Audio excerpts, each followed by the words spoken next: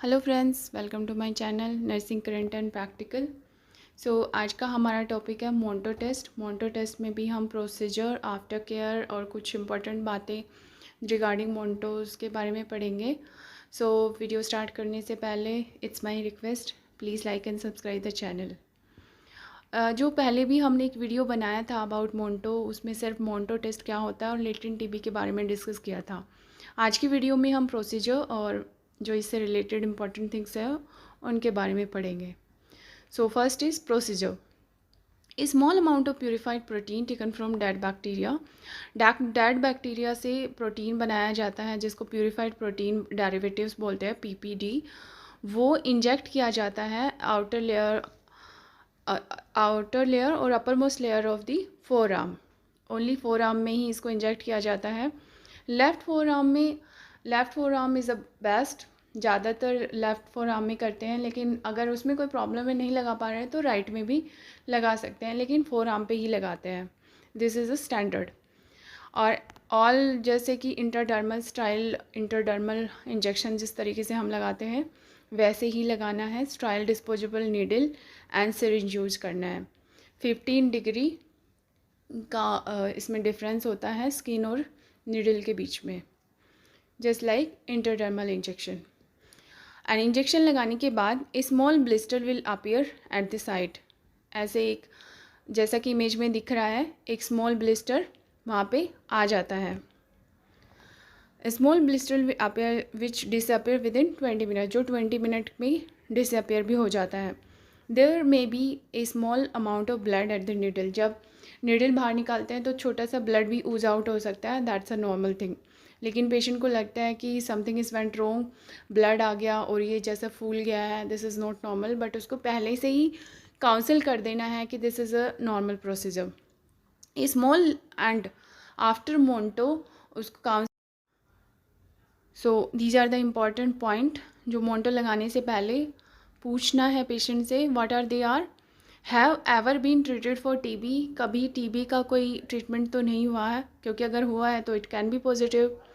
Had a previous TST. अभी हाल फिलहाल में कोई TST this tuberculin skin test तो नहीं हुआ। Have a viral illnesses last week because it's related to immune system.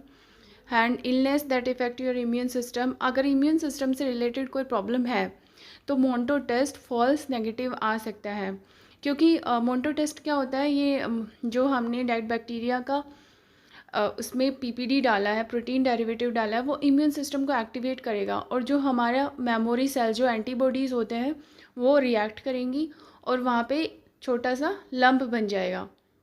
लेकिन अगर इम्यून सिस्टम स्लो है तो वहाँ पे कोई भी एंटीजन एंटीबॉडी फाइट नहीं होगा, जिसकी वजह से रिस्पॉन्स भी नहीं आएगा।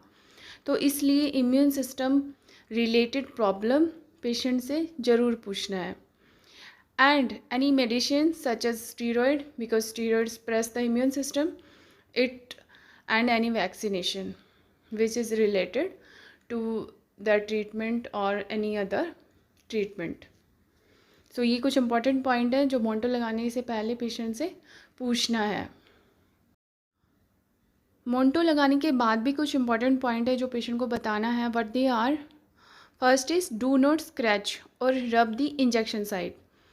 कि इंजेक्शन साइट पे अगर वो पॉजिटिव आ रहा है तो वहाँ पे हल्का स्वेलिंग और रीचिंग हो सकता है, तो पेशेंट को काउंसिल करना है डू नॉट स्क्रैच और रब दी इंजेक्शन साइट। वहाँ पे कोई स्क्रैच नहीं करना है, रब नहीं करना है।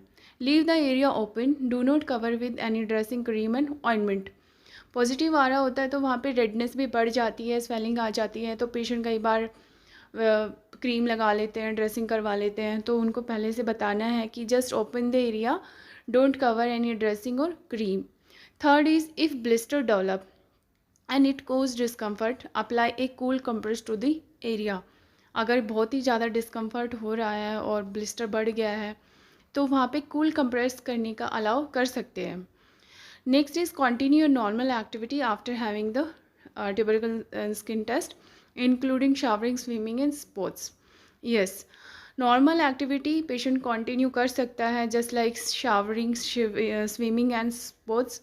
कई बार पेशेंट को लगता है पानी नहीं डालना है, नहाते भी नहीं हैं, तो उनको पहले से काउंसिल करना है कि they can continue there normal activity including showering and water work and sports.